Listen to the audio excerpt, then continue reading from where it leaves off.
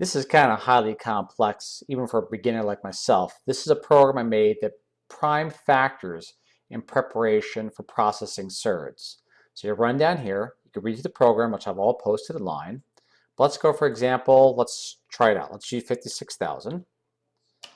All right, you see there, you have 2 to the power of 6, 5 to the power of 3, 7 to the power of 1. That's the raw numbers.